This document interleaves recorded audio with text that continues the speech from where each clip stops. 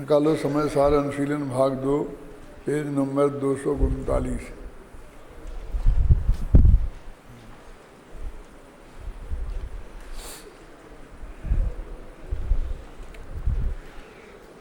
आपने अभी कलशों का पाठ किया और उसमें एक शाही अर्थ है, उस पर अपने जो सब पर सामूहिक उसका अर्थ करते हैं। उक्त 20 छंदों में यह कहा गया है। देखो 20 छंदों को यहाँ पर 6 लाइनों में बांधा है, 6 या 7 जितनी भी है देखो। और आप ये बताना क्या छूट गया। जो भी 20 छंदों में कहा गया है, उक्त 20 छंदों में यह कहा गया है कि आत्मा बद्ध है अबद्ध है, मूढ़ है अमूढ़ है, रागी है अरागी है, द्वेषी है अद्वेषी है, कर्ता है अकर्ता है, भोक्ता है अभोक्ता है, जीव है अजीव है, सूक्ष्म है स्थूल है, कारण है अकारण है, कार्य है अकार्य है, भाव है अभाव है, एक है अनेक है, शांत है अनंत है, नित्य है अनित्य है, वाच्य है अवाच्य है, नाना है अनाना है, चैत्य है अचैत्य है, दृश्य है अदृश्य है, वेद्य है अवेद्य है और भात है अभात है। ये सब नयों के कथन हैं। अब आप देखिए 20 नए 20 विकल्प हैं। इनके 2 वाक्य भी बनाए जा सकते हैं। वो कैसे बनाओगे कि बस व्यवहार नए से आत्मा बद्ध है, मूढ़ है, रागी है, द्वेषी है, करता है, भोगता है, समझ गए ना। उनमें से एक एक पकड़ते जाना, भगवान आत्मा ऐसा। दूसरा निश्चय नए से, फिर दूसरा बोल पकड़ते जाना, तो 2 वाक्य बन जाएंगे। क्या समझा ना। मतलब कोई ऐसी कठिन बात नहीं है। अब इनमें अधिकांश तो हमारे अर्थ हमारे समझ में आते हैं, अब कुछ हमारे समझ में नहीं आते हैं। जैसे ये अंतमयी है, अंतम है, भात है और अभात है। ये भात क्या होता है? क्यों हम तो चावल का होता है ना, खाते हैं बना करके, उसे भात बोलते हैं। गुजरात में भी बोलते हैं और हमारे बुंदेलखंड में भी बोलते हैं, यहाँ भी बोलते होंगे ना। यहाँ तो बोलते ही हैं, क्योंकि उसको हमारे यहाँ वो देते हैं ना, जो मामा लाता है शादी में, तो उसको भी भात बोलते हैं कि वो भात दे रहा है। तो भात का यहाँ क्या अर्थ है? वो भात तो हो नहीं सकता है। पके हुए चावल का कोई जिसे हम भात कहते हैं वो तो हो नहीं सकता है। अरे वो ही है, घबराना नहीं। उसे भात क्यों बोलते हैं? सबको भाता है इसलिए भात बोलते हैं। उसका नाम भात क्यों पड़ा? घर में बच्चों को, बड़ों को, ज़्यादातर लोगों को कहते भात के बिना पेट नहीं भरता। वो सबसे ज़्यादा भाता है इसलिए उसे भात बोलते हैं, समझे ना। और यहाँ भी हमें भाता है, भगवान आत्मा भात है, माने हम उसकी भावना करते हैं, संभावना करते हैं। बहुत जगह आया है। और भावना का अर्थ जो अपन समझते हैं कि ऐसी भावना भाव, जिसमें जयसेनाचार्य ने उसका अर्थ तद्रूप परिणमन को भावना बोला है। मानो वो आज जैसा कहते हैं मैं शुद्ध हूँ, तो इसकी ये भावना, मैं शुद्ध हो जाऊँ कि हूँ, ऐसी भावना नहीं।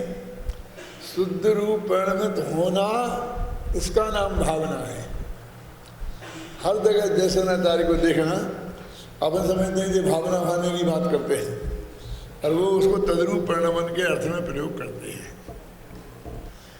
तो ऐसे ही ये चीज़ जैसे कि श्रद्धा गुण की बात है ना, तो उसमें कई दफ़े कहा, एक दफ़ा फिर कहता हूँ, प्रतीति, श्रद्धा, विश्वास, भरोसा, ये शब्द तो अपन ने बहुत सुने हैं। लेकिन इनसे जो श्रद्धा गुण का असली भाव है वो हमारे चित्त में नहीं आता है। इसलिए फिर एक बार कहता हूँ, अपनापन वो है श्रद्धा गुण की असली पर्याय। फिर प्रतीति क्यों लिखा? तो ये मैं हूँ ऐसी प्रतीति होना, ऐसी श्रद्धा होना, समझे ना? माने जितने भी शब्द आप बोलते हैं ना, वो उसमें ला ये मैं हूँ, वो ये जोड़ देना। अपनेपन की श्रद्धा, अपनेपन की प्रतीति, ये परम पूज्य है, हमारे श्रद्धे हैं, को 3 दफे नमस्ते करना चाहिए, ये ऐसा कुछ नहीं है। श्रद्धा गुण की पर्याय है अपनापन। अपन एक बात कहते हैं, युगल जी के प्रवचनों में आप बहुत ज़्यादा सुनते होंगे कि श्रद्धा हमेशा निज की ही होती है, पर की होती नहीं। वो जब पर की भी श्रद्धा करता है तो वो निज रूप मान के ही करता है, उसका नाम मिथ्या श्रद्धा है। माने उसमें जो अपनापन स्थापित करता है ना, वो उसका नाम मिथ्या श्रद्धा है। अरे टोडरमल जी ने इसके विरुद्ध उन्हें को लिखना पड़ा बार बार, इसके विरुद्ध जो मैं कह रहा हूँ ना। क्यों? कि इसमें तो अकेला अपनापन तो अपने आत्मा में ही आएगा, बाकी के में तो आएगा नहीं। तो 7 तत्व का सिद्धांत कैसे घटित होगा? तो उन्होंने बहुत लिखा है कि भाई आश्रव का आश्रव रूप है ना, बंध का बंध रूप, पुण्य का पुण्य रूप। फिर साथ में ये भी लिखा कि यदि उसमें हे उपादेय नहीं बताए ना तो उसका कोई मतलब नहीं है। 1000 पेज में आश्रव तत्व का वर्णन करे और ये आश्रव हे हैं ये नहीं बताएं तो अधूरा है। और 6 डाला में आधी पंक्ति में ये बता दिया, ये ही आत्म के दुख कारण ताते इनको तजिए और जीव प्रदेश बंधे विधि सौ। ये परिभाषा हो गई। सो बंधे बंधे और कभू ना सजिए। अब पूरी हो गई बात। अब बंध के भेद तो गिनाते रहो पूरे पूरे, 148 क्रम की प्रकृतियाँ और ऐसी बनती हों, ऐसे वहाँ जिस गुणस्थान में ये बनती हों, यहाँ बंध में छुट्टी हो जाती हैं, उधर पूरा पढ़ लो। लेकिन ये हे तत्व है, ये मैं नहीं हूँ, ऐसा नहीं हुआ तो सब साफ है।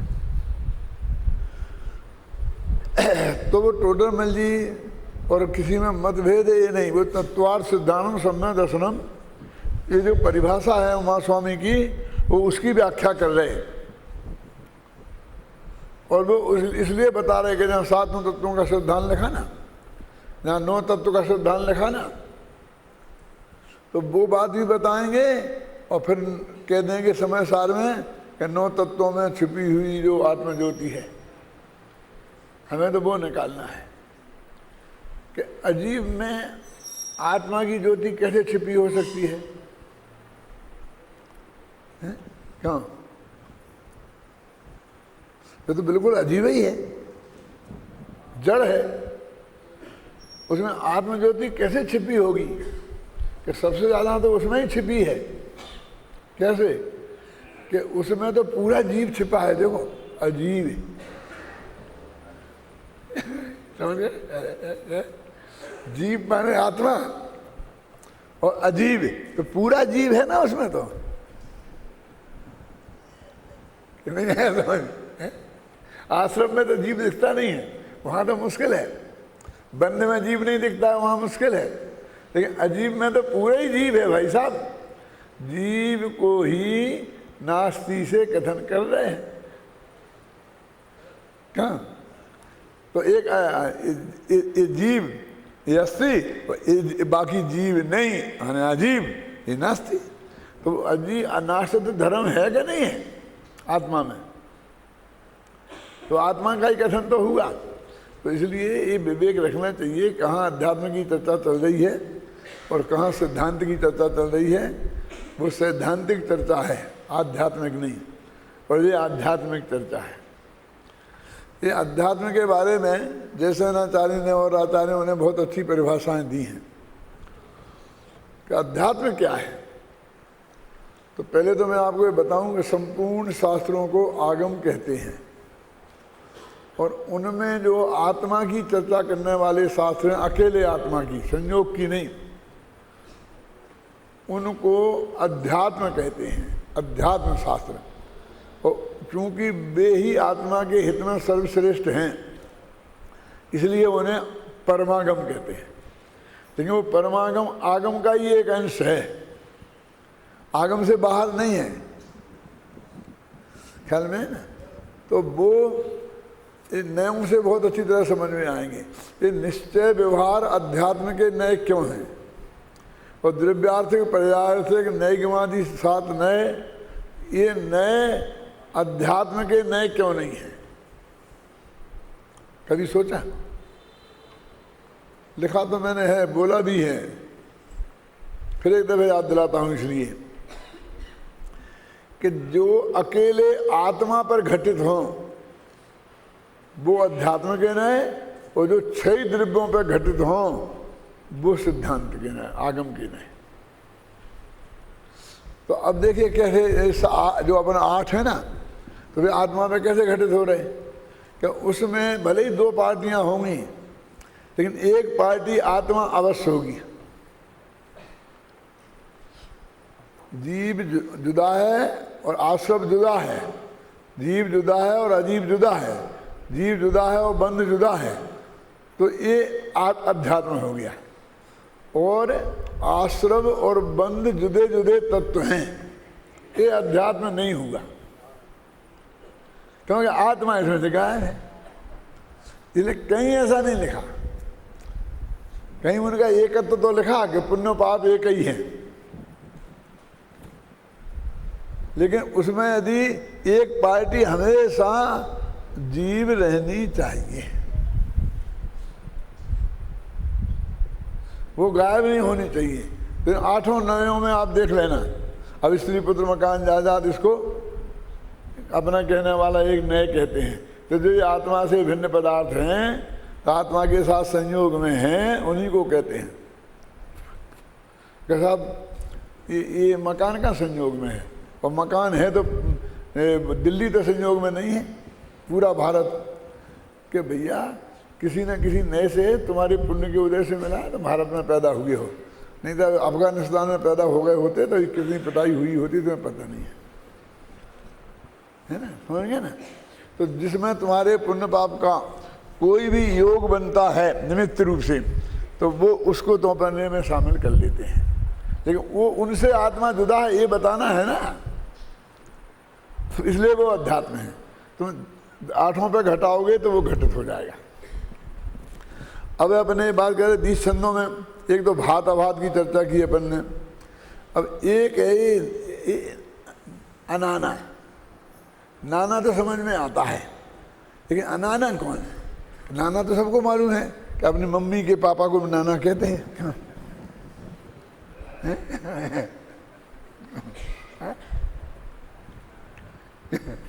कि भैया ये मम्मी के पापा वाले नाना नहीं है। नाना और अनाना लिखा तो दादा और अदादा क्यों नहीं लिखा है? मम्मी के बाप को इतना महत्व दिया तो पापा के बाप को भी तो थोड़ा बहुत महत्व देना चाहिए था ना। ये नाना माने अनेक प्रकार के, और अनाना माने अनेक प्रकार का है ही नहीं, एक ही प्रकार का है। भगवान आत्मा तो एक ही प्रकार का है, ये नाना अनाना है। बाकी तो आप सब समझते हो, बंधा है, मूढ़ है, मूर्ख है, हम ये सब है ही, रागी है, अरागी है, देसी है, देसी है।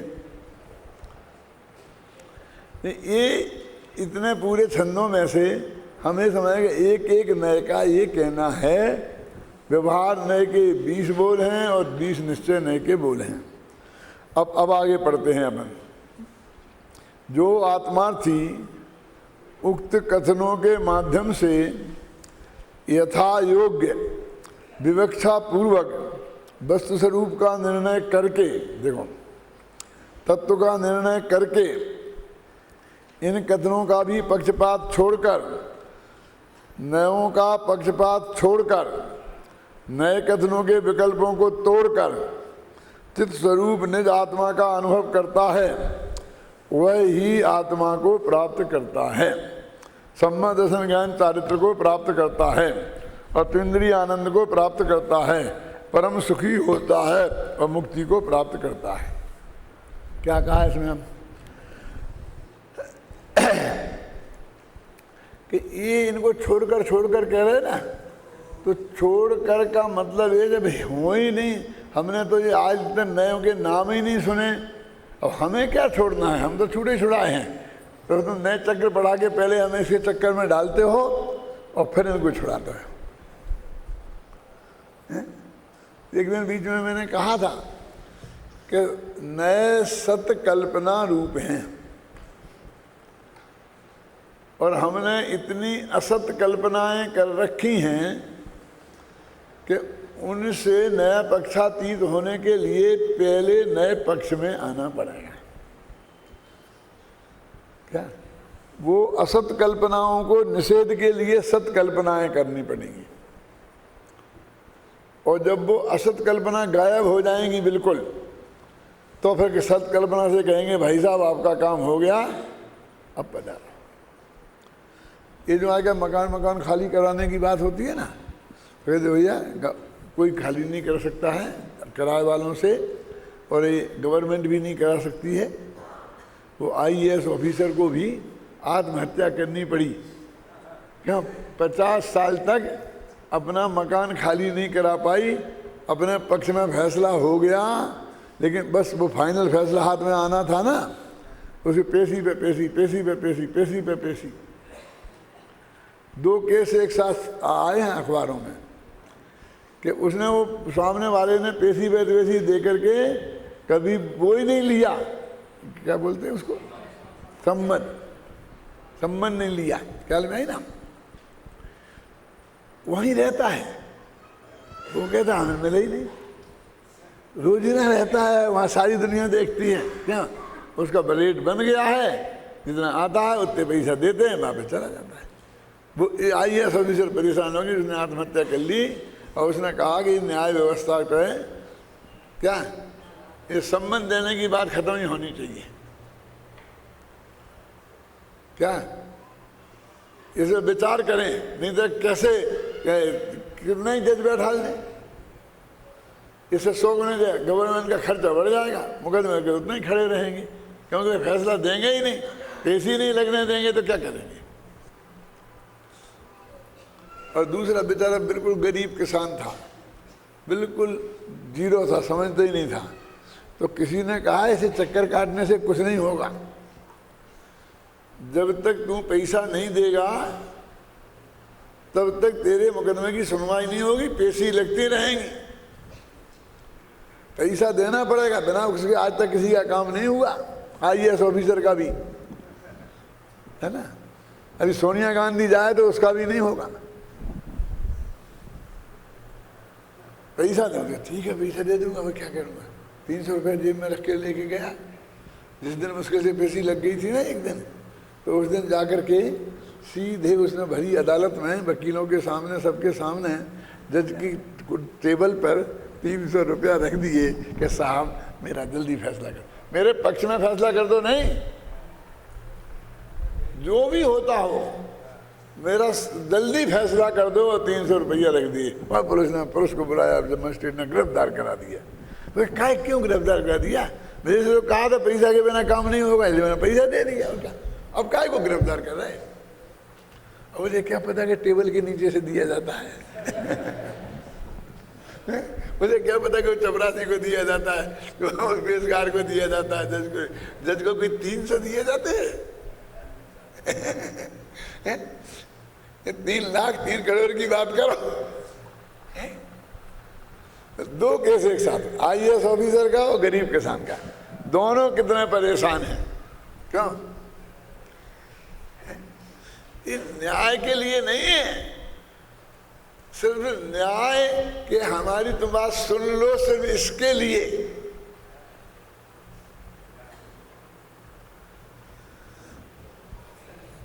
इसलिए कहते भाई साहब, ये असत कल्पनाएं जो अनंत कर रखी हैं, पहले वे असत हैं और सत कल्पना ये है। तुम इस आंगन में आओगे तब तो छोड़ने की बात होगी। क्या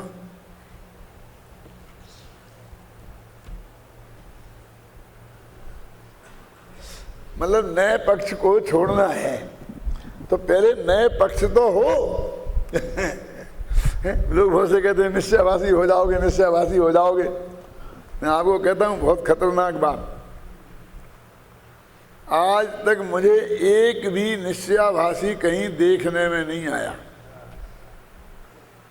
आपको हम यही बता दें और लोग अब भी हाल दो चार नाम गिना देंगे। मैं जानता हूं नामों को, लूंगा नहीं, घबराना नहीं। क्या लेकिन नहीं है वो, आपको बहुत बड़ा भ्रम है। क्या वे बातें ऐसी करती हैं कि तुम्हें अलग करते हैं, ऐसा लगता है कि निश्चयभासी है। अपने हृदय में जाकर के खोज के देखो तो वो सब व्यवहाराभासी है। बताऊं मैं उसका एक है मेरे पास, वो जैसे बुखार देखने की थर्मामीटर होता है ना, थर्मामीटर देता हूं आपको, उससे नाप लेना। आप अपने अपने को नाप लेना शांति लालिए, दूसरों को जाने दो। कैसे नापना कि जब अपन को कभी शिथिलता आ जाती है ना कि प्रवचन में नहीं आ पाते हैं, पूजा भक्ति में नहीं आ पाते हैं और ऐसा हो जाता है ना, तो ऐसा लगता है कि हम तो भैया बिल्कुल गए काम से, बिल्कुल भ्रष्ट हो गए और हमने नौकरी काहे के लिए छोड़ी थी, हैं? ये घर में बैठे बैठे टीवी देखने के लिए छोड़ी थी, ताश खेलने के लिए छोड़ी थी। हमारा तो कल्याण होना ही वाला नहीं है। फिर थोड़ी हिम्मत जुटा करके फिर शुरू करता है तो उसे ऐसा नहीं लगता है कि ये तो अब तो कुछ हुआ हूं मैं धर्मात्मा, लगता कि नहीं लगता? ये व्यवहाराभासी का लक्षण है, निश्चयाभासी का लक्षण है। आप समझ गए ना कि थोड़ा व्यवहार आता है जीवन में, सद्व्यवहार, और उसको मैं चौड़ा और बाजार सकड़ा हो जाता है। और वो नहीं आता है तो अपने में बहुत उदाहरण दे रहा हूँ, किसी का नाम नहीं ले रहा हूँ। बोले जी मनोज बाबू तो ऐसे ही निकल गया, सांस पढ़ते पढ़ते निकल गया, हुआ तो कुछ है ही नहीं भैया, कुछ हुआ तो है ही नहीं, हुआ तो है ही नहीं। अपन तो ध्यान का है और भाई आगे आध घंटा ऐसे बैठ जाते हैं। हाँ मुझे तो बहुत शांति मिली। शांति किसे कहते तुझे पता ही नहीं, स्वाद नहीं चखा, तुझे कैसे मिली शांति मिल गई? क्यों? वे अपने वो क्रिया, वो व्यवहार है और वो उसमें संतुष्ट हुआ, वो उसे निश्चय समझ रहा था। क्या नाक का ध्यान कर करके उसे आत्म ध्यान समझ रहा था। तो ये तो व्यवहार है कि नहीं साहब ने सब व्यवहार छोड़ दिया, पूजा का, पाठ का, इसका उसका, अब तो यहाँ मंदिर में कभी दिखाई नहीं देते हैं। अरे भाई साहब, एक व्यवहार छोड़ के दूसरा व्यवहार पकड़ लिया है, नाराज मत हो जाना। उनने पूजा पाठ का व्यवहार पकड़ा था 6-6 घंटा करने का, खड़े खड़े तक। वो ऐसे लोग बेहोश हो जाते हैं पूजा करते करते, वे बैठेंगे नहीं। हम तो 13पंथी है ना, बैठते ही तो 20पंथी हो जाएंगे, घबराना नहीं। कोई मैं कट्टर 13पंथी हूँ, घबराना नहीं। तो खड़े खड़े गिर के बेहोश हो जाएंगे लेकिन बैठेंगे नहीं। क्यों? और वो बैठने वाले 20पंथी खड़े नहीं होंगे, वे किसी न किसी क्रिया कांड में ही उलझे हैं भाई साहब। वे सब व्यवहाराभासी हैं, समझे ना? मुझे तो एक निश्चयाभासी के दर्शन करना है। एक तो मैं ये बोलता हूँ, बताओ मुझे, बताओ, मैं 2-4 दिन उसके साथ रहूंगा, फिर बता दूंगा कि वे निश्चयाभासी है कि व्यवहाराभासी है। किसी ना किसी क्रिया में ये वृत्तोपवास करने वाले वृत्तोपवास क्रिया करके व्यवहाराभासी होते हैं, और ये नहीं करने वाले मैं नहीं करता हूं। लेकिन करते तो दोनों ही ने छोड़ा। क्या नहीं करता है तू? क्यों?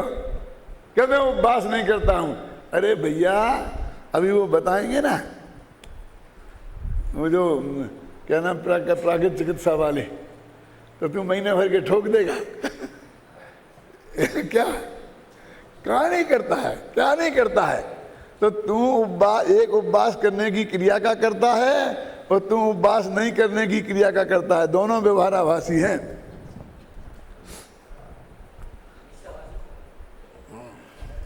यही तो मैं कहता मुझे दर्शन करना है, उसके देखना है। जो मैंने शास्त्रों में निश्चयाभासी का स्वरूप पढ़ा है और जाना है और निर्णय किया है, उसकी कसौटी पर कोई खरा नहीं उतर रहा है।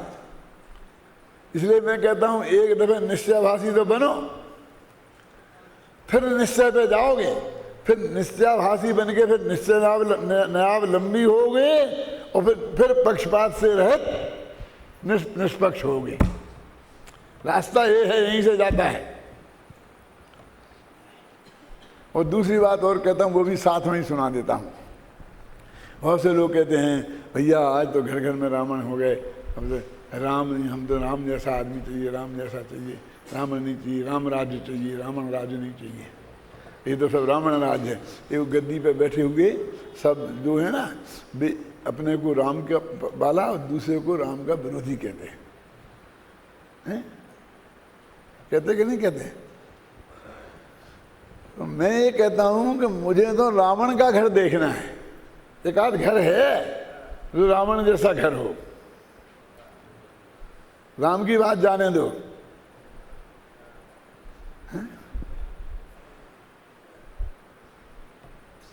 क्यों? क्योंकि रावण के घर में ऐसी क्या विशेषता थी जो आपको कहीं सारे देश में दिखाई नहीं देता है? एक रावण का सीता से पूर्व भव का संबंध था। अपने शास्त्रों में खूब क्लियर लिखा कि नहीं लिखा? कई भवों से चला आ रहा था एक तरफा, और सीता ने जब ये बात समझी ना तो नरक में उसके पास गई किसी तरह निकालने के लिए, और उसको अपहरण कर लिया, ले आया, घर में कैद कर दिया, और कोई नहीं था कि जो भी चाहता वो करता तो रोकने वाला, किसी की ताकत नहीं थी उसे रोकने में।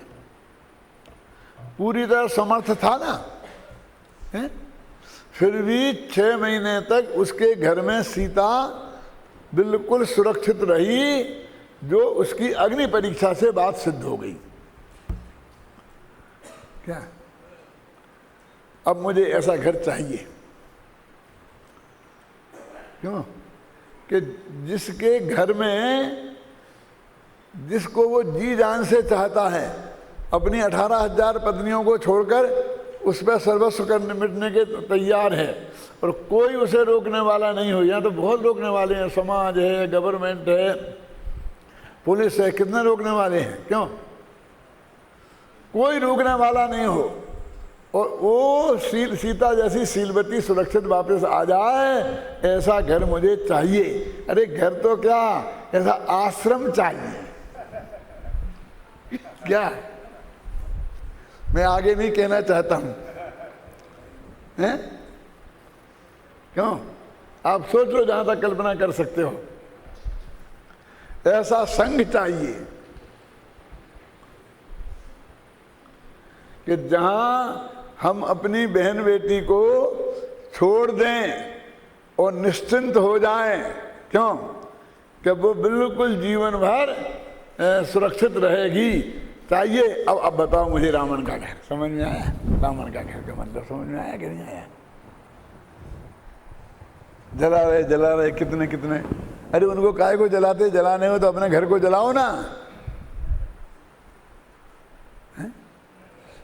उसे उस अपराध की सजा दे रहे जो उसने किया ही नहीं। है? क्या? यदि उसका अपराध किया मानते हो तो सीता के शीलवती नहीं मान सकते, क्योंकि आप यही तो आरोप लगाते हो ना उस पर कि उसने सीता के शील का अपहरण किया। कहाँ किया? क्यों? सीता ने कहा था ना, यदि मैंने वन वचन काय से अपने राम के अलावा किसी को विकल्प भी किया हो, और ये बात सिद्ध हो गई, काया भी सिद्ध हो गई ना। क्यों? और उससे अग्नि ने सिद्ध कर दिया, अब तो कोई बात नहीं रही ना। अब समझे ना? ऐसा मेरे एक निश्चयाभासी चाहिए और एक रावण का घर चाहिए, आपको कहीं दिख जाए तो मुझे बताना। सब व्यवहाराभासी हैं।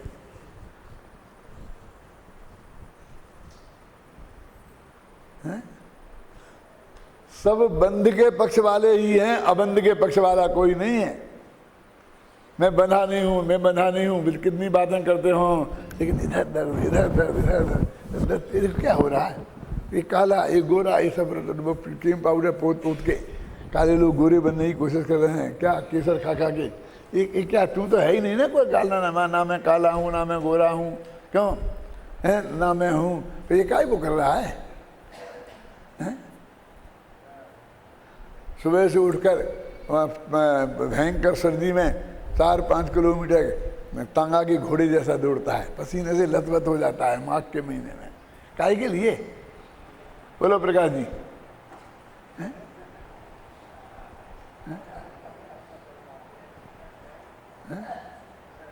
आप समझे ना? देखो थोड़ा, जो आत्मार्थी उक्त कथनों के माध्यम से यथा योग विवक्षा पूर्वक वस्तु स्वरूप का निर्णय करके, पहले तो नयों से निर्णय करो बेटा, छोड़ने की बात बाद में। पहले सद्व्यवहार में आओ, फिर सद्व्यवहार को छोड़ के निश्चय में आओ, फिर निश्चय को छोड़ के पक्षपात से रहित होकर आत्मा में जाओगे। ये रास्ता यहीं से गुजरता है। क्यों? समझ गए ना? इस वाक्य में लिखा है ये, यदि आप ध्यान से नहीं पढ़ोगे तो आपको कुछ नहीं दिखेगा। देखो, उक्त कथनों के माध्यम से, एक उक्त कथन माने एक नए कहता है बद्ध है, एक नए कहता है अबद्ध है, एक नए कहता है एक है, दूसरे कहता है अनेक है, एक कहता है मूढ़ है, दूसरा कहता है अमूढ़ है। क्यों? ये भगवान आत्मा मूढ़ है, कह रहे ना, और अमूढ़ है। कब? संसार में मूढ़ है, सिद्धों में अमूढ़ है। क्यों? और मिथ्या दृष्टि मूढ़ है, सम्यक दृष्टि अमूढ़ है। अरे उनके तो अमूढ़ दृष्टि नाम का अंग है ना उनके, तो यही अर्थ है। ये नए उसे कहते हैं जो एक वस्तु में एक समय में एक साथ घटे। तो तू तो भूतकाल में घटा रहा है मूढ़, और भविष्य काल में घटा रहा है अमूढ़। एक काल नहीं हुआ ना, गरीबी समझ, नए लगाना जानता ही नहीं, क्या करे? कि जिस वक्त मूढ़ है उसी वक्त अमूढ़ है, जिस वक्त मिथ्या दृष्टि है उस वक्त सम्यक दृष्टि नहीं है। लेकिन मिथ्या दृष्टि और सम्यक दृष्टि से रहित, जिसमें ये दोनों दृष्टियां ही नहीं है, ऐसा भगवान आत्मा है। क्या? हम तो अपेक्षा फटाफट घटा देंगे। एक पे कहाँ घटा है तुमने? अरे वो जीव तो एक ही है ना। भूतकाल में मूढ़, भविष्य काल में अमूढ़, झगड़ा खत्म। एक काल में जिस वक्त आत्मा शुद्ध है उसी वक्त अशुद्ध है, जिस वक्त अशुद्ध है उसी वक्त शुद्ध है। दोनों बात समझ में आना चाहिए। और जिसमें शुद्धा शुद्ध का विकल्प भी नहीं है, ऐसा भगवान आत्मा है। वो है नए पक्षातीत। समझ में आया? चलो, अब इन तत्व का लिखा विवक्षा पूर्वक वस्तु स्वरूप का निर्णय करके। वस्तु का स्वरूप का निर्णय तो इन नए प्रमाण से ही होगा। कहाँ लिखा? प्रमाण नैरधिगमा। चौथा सूत्र कौन सा है? जीवाजीव आश्रय बंध संबंध निद्रा मोक्षास तत्वम, ये 7 तत्व हैं। तो तत्वार्थ सिद्धांत सम्यक दर्शन है कि 7 तत्व के बारे में क्या क्या जाने, कि नाम जानो, स्थापना जानो, द्रव्य जानो, भाव जानो। ये निक्षेप है कि कैसे जाने, काय से जाने, कि प्रमाण नैरधिगमा, प्रमाण और नयों से जानो। क्लियर है कि नहीं? तो ये तो वस्तु के स्वरूप को जानने के उपाय हैं। इन नए कथनों का भी पक्षपात छोड़कर, नए कथनों को छोड़कर नहीं लिखा है, पक्षपात छोड़कर नए पक्षों का नयों का पक्षपात छोड़कर। पहले क्या फर्क पड़ गया अभी इन दोनों में? नए कथनों का पक्षपात छोड़कर और नयों का पक्षपात छोड़कर क्या फर्क है? कि विवाह नए ने कहा कि शरीर में हूं, तो इसे छोड़ना है। और व्यवहार नए के पक्ष को भी छोड़ना है ना। नए कथनों के विकल्पों को तोड़कर अब चित्त स्वरूप निज आत्मा का अनुभव करता है। और आत्मा का अनुभव करता है माने वह ही आत्मा को प्राप्त करता है, सम्मत संज्ञान चारित्र को प्राप्त करता है, अतीन्द्रिय आनंद को प्राप्त करता है, परम सुखी होता है और मुक्ति प्राप्त करता है। इतने लिख के क्या मतलब है? ये कह रहे हैं मोक्ष का मार्ग सिर्फ एक ही है। तुझे आत्मा को प्राप्त करना हो तो अनुभव कर, सम्मत संज्ञान चारित्र प्राप्त करना हो तो अनुभव कर, अतीन्द्रिय आनंद प्राप्त करना हो तो अनुभव कर, परम सुखी होना हो तो अनुभव कर, मुक्ति मोक्ष में जाना हो तो अनुभव कर। बस एक ही है, कोई दूसरा रास्ता ही नहीं है। क्या समझे ना आपके? इसलिए इतनी मैंने सब बस खत्म। असलियत में इससे आगे बात करता हूं। आगरा से बॉम्बे तक एक रोड जाता है जिसका नाम है एबी रोड। एबी रोड समझ गया ना? आगरा बॉम्बे रोड। एबी माने ये लड़के एबी लड़का होते हैं ना, ये बहुत एबी है, ऐसे नहीं जिनमें बहुत ऐब हैं उनको एबी बोलते हैं ना, वो एबी नहीं है। AB road, Agra Bombay road.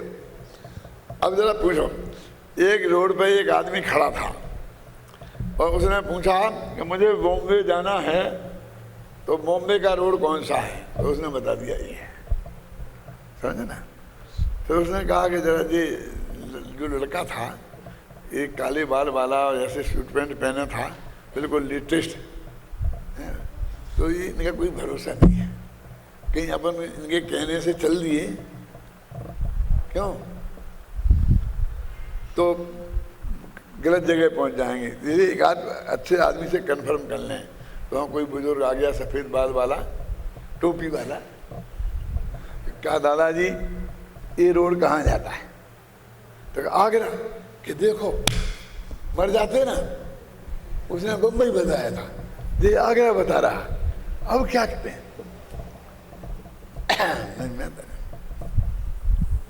तो उसने कहा और तीसरे से कंफर्म कर लो। तीसरा आया तो उसे बोले ये कौन सा रोड है? कि आगरा बॉम्बे रोड है। कि मुझे किधर हो गया यार, एक इसे मुंबई का रोड बताता है, एक आगरा का रोड बताता है, एक आगरा मुंबई का रोड बताता है।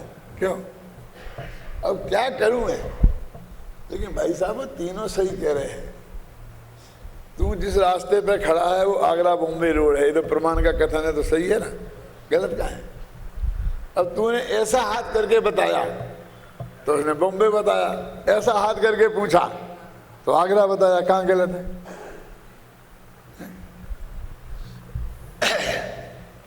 अब मैं क्या करूं, किधर को जाऊं? तुझे कुछ नहीं करना है, रोड नहीं बदलना है। कहाँ जाना है? बम्बई? हाँ, तो सिर्फ मुंह बदलना है। अभी तेरा मुख आगरा तरफ है, अब मुख को मुंबई तरफ करना है, समझे ना? रोड नहीं बदलना है, समझ गया ना? क्या बदलना है? मुख। ऐसा आत्मा तो वही है और तेरा जो उपयोग है वही रास्ता है। बस जो बहिर्मुख है ना, बस उसे अंतर्मुख करता है, काम खत्म। इतनी सी तो बात है। क्यों? अरे रोड खोजता फिर रहा है, नक्शा उठा खोजता फिर रहा है, क्या करे? रोड पे बैठा है और रोड खोज रहा है। अरे उपयोग ही रास्ता एकमात्र उपयोग का ही है। तो ये बहिर्मुख से अंतर्मुख होना है, लेकिन ये एक बहिर्मुख से हट के दूसरे बहिर्मुख हो जाता है। अब स्त्री पुत्र को देखता था, दुकान धंधा पानी देखता था, अब नाक देखने लगता है, कान देखने लगता है, क्यों? सांस देखने लगता है, आधी आधी सांस को देख। तो मोक्ष भी सांस ही को होगा क्या? तो ये कौन हुए? सब कौन आभासी हुए? कोई भी निश्चयभाषी नहीं है। ये निश्चयभाषी भी देखने में नहीं मिलता है। माने किसी क्रिया करके संतुष्ट हो गए वे सब व्यवहाराभासी।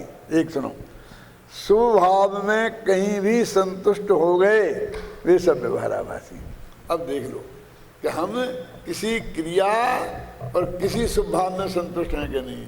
अरे सब ऐसी दया आती है इन लोगों को, अरे सारे लोग कहाँ जाएंगे, नरक निगोद जाएंगे, पड़े हैं गंदे गंदे पानी में पड़े हैं, ऐसा कर रहे हैं ऐसा कर रहे हैं, और मैं तो भैया सब छोड़ के अपना बस एकदम एक बात है, और मैं तो कुछ नहीं हूँ, ऐसा करके उन्हें बहुत दया करते हैं।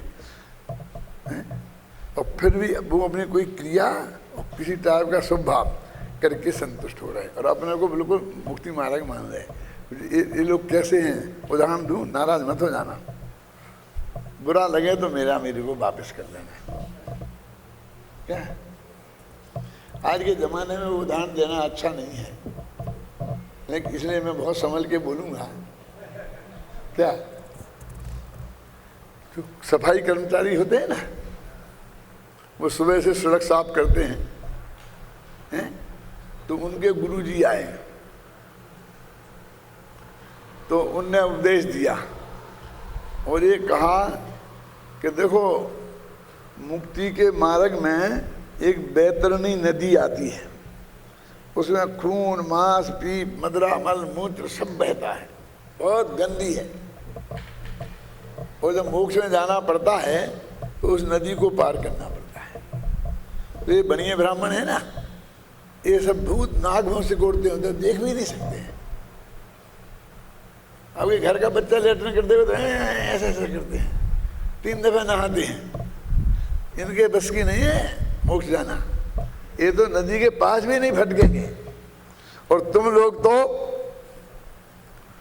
ऐसा दुपट्टा लिया और ऐसा बांधा और डुबकी लगा के पार हो जाओगे।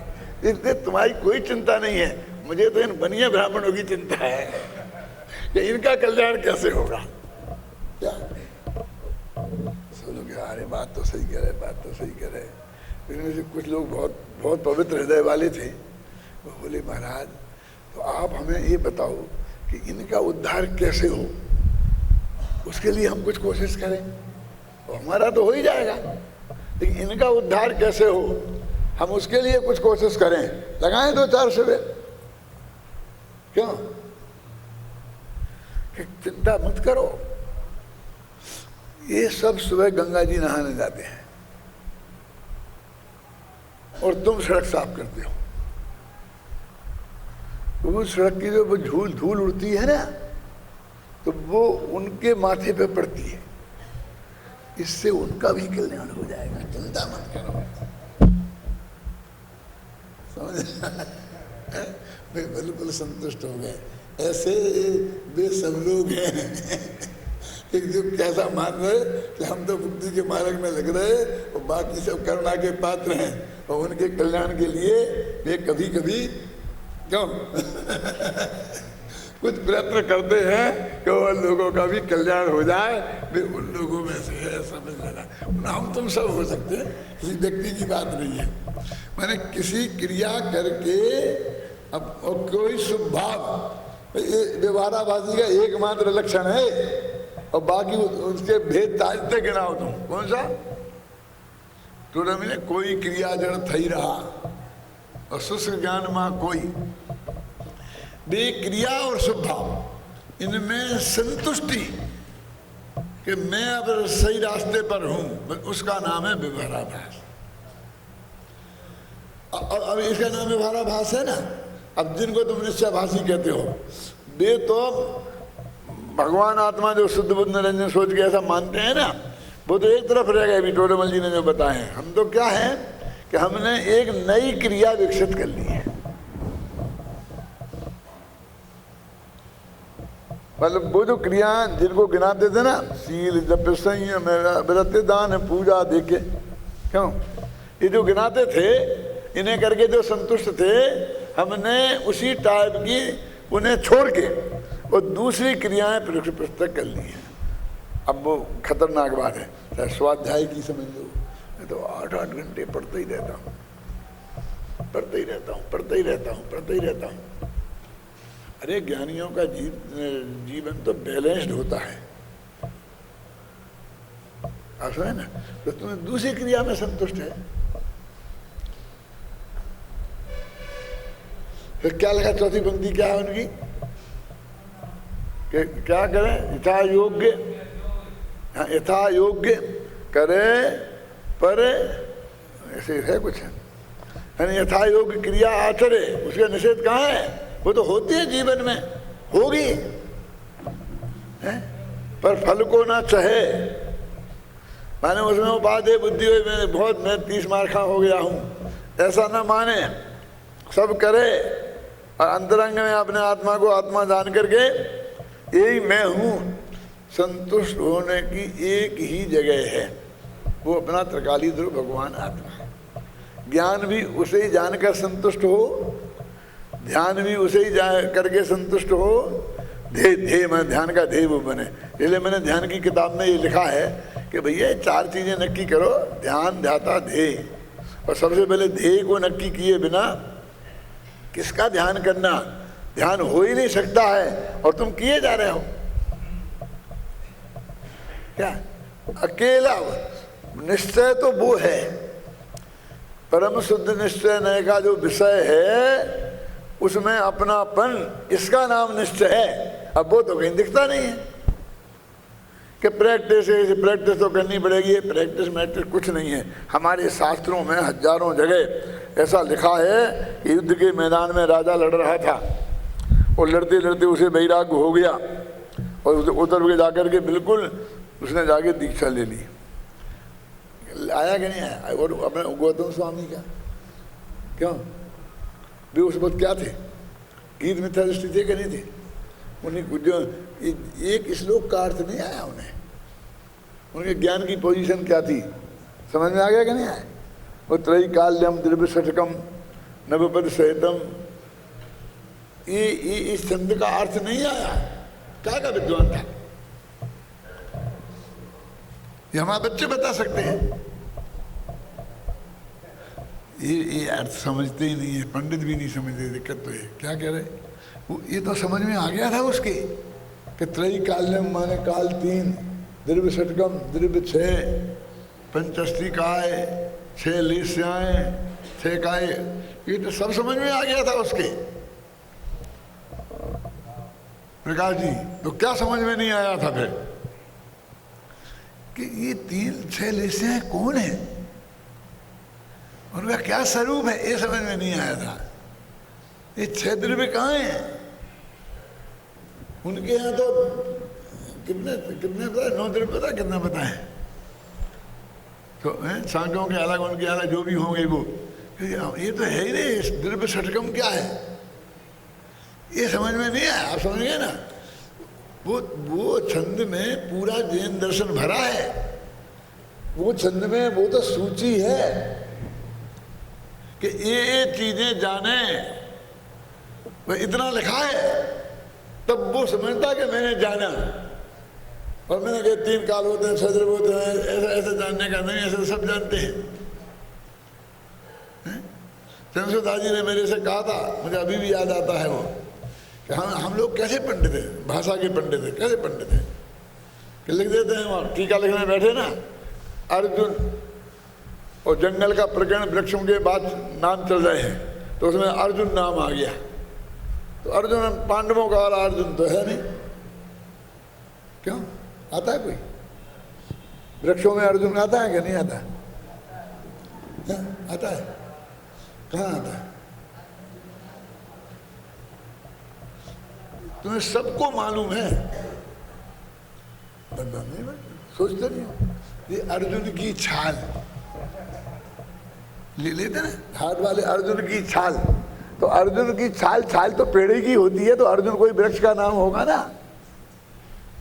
अरे अपने बुंदेलखंड में वो कहते कुआं, ये कुआं अर्जुन है, कुआं समझ गए कि नहीं।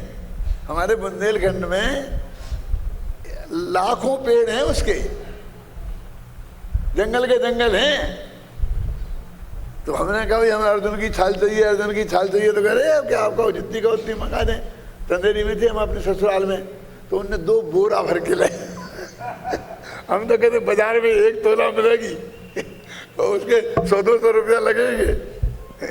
वहाँ 2 बोरा ला के रख दिए, कहे ले जाओ अर्जुन की चाल। अब हम नहीं जानते, तो जसदास जी ने बड़े हंस के कहा, हम तो लिख देते हैं टीका। तो कैसे लिख देते हैं? अर्जुन वृक्ष विशेषा। इस नाम का कोई वृक्ष विशेष और पढ़ो पुरानी संस्कृत की कहानियां। कस्मिन् अरण्ये एक सिंहो बसती इसमें, किसी जंगल में एक शेर रहता था। खत्म, हमें क्या करना शेर का नाम रखना, जंगल का नाम करना। और जब ज्यादा अच्छा कभी हुआ तो वो लिख देगा, कोई जंगल का नाम लिख देगा अपने बना के, अपनी कल्पना से। एक गांव में एक किसान रहता था। कहानी ऐसे भी होती है कि नहीं होती है? और एक ऐसे कहते जौनपुर नामक ग्राम में एक गरीब दास नाम का किसान रहता। ऐसा भी कर सकते हैं, क्या दिक्कत है? हम सब ऐसे ही पंडित हैं कि भाई जो तूने गांव का नाम लिखा वो है क्या सारे हिंदुस्तान में? क्यों? हमें पता नहीं है कहाँ है। हमें क्या मतलब, हम तो अपने बैठे बैठे टेबल पर लिख दिया है। मैं कहता हूँ सबसे, जब अमेरिका में जाता हूँ मुझसे पूछता हूँ भैया तुम कहाँ के हो? इंडिया। इंडिया के तो हो तो ठीक है, काठियावाड़ के। मैंने कहा मैंने इंडिया के नक्शा में लाना जरा भैया, उसमें काठियावाड़ निकाल के बताना। कहाँ है काठियावाड़? हिंदुस्तान के नक्शा में तो कहीं काठियावाड़ नहीं है, ना मारवाड़ है, ना मेवाड़ है, ना झालावाड़ है, कोई तो बताओ। ना बुंदेलखंड है, और भी हम बुंदेलखंडी बने हुए हैं, झालावाड़ी बने हुए हैं, मारवाड़ी बने हुए हैं, मेवाड़ी बने हुए हैं, काठियावाड़ी बने हुए हैं। हिंदुस्तान के नक्शा में से सब निकल गए। क्यों? अब MP UP आ गए। हो गया क्या नहीं हो गया? हमको वो ही नहीं, वो ये गांव कहाँ खोजे हम? अरे कहानी तो हमने एक शिक्षा देने के लिए आपको सुनाई है, वो हमने खुद बनाई है। क्यों? हमने सत्य की खोज लिखी तो यार किस गांव को पकड़े, किस गांव को पकड़े। बड़े ज्यादा रहते थे बिदसा में, हमने बिदसा पकड़ लिया। क्या लेना देना था बिदसा से? क्यों ना वो एक पेज बढ़िया बिदसा के बारे में, बैतरवती नदी के किनारे। बिदसा में बैतरवती नदी है, देखिए हमने, हम तो नहीं सुनी। वो बेतवा, अरे बेतवा तो नहीं, उसका नाम है बैतरवती। क्यों नाम है बैतरवती? क्यों नाम है? सोचने का किसी का काम ही नहीं है। अरे उसमें बेंत पैदा होते, बेंत समझते हो? जिसका बेंत बनता है ना, ये पेड़ उस नदी के बीच धार में पैदा होते हैं और उनमें मुड़ने की बहुत ताकत होती है, गोंदरा गोंदरा जैसे दादा। तो बैतरवती उन बेंत वाली नदी, और उनमें से वो बेंत काट के और उसको जरा सेक के ऐसा मोड़ देते हैं, गुटान बन जाती ना, बेंत समझ गए ना? तो उसके पेड़ उस नदी में पैदा होते थे, इसलिए उस नदी का नाम बना बेतवती, और बेतवती से बन गया बेतवा। ये चंबल क्या है? मालूम नहीं? मालूम? ये चरमण्यवती है शास्त्र में। क्या नाम इसका? क्यों? इसमें वो चमर चमर बनते हैं ना, जिससे इसके किनारे पे में चमरी गायें रहती थी ज्यादा, जिनकी पूंछ के बालों से चमर बनते हैं, इसलिए ये चरमण्यवती हो गई है। ये जमुना क्या है? ये वहां से आई है कि जहां पानी जमा था पिघल के। अरे ये सब सार्थक नाम है, हम भूल गए, तो सोचने की हमें जरूरत भी नहीं है। हो गया।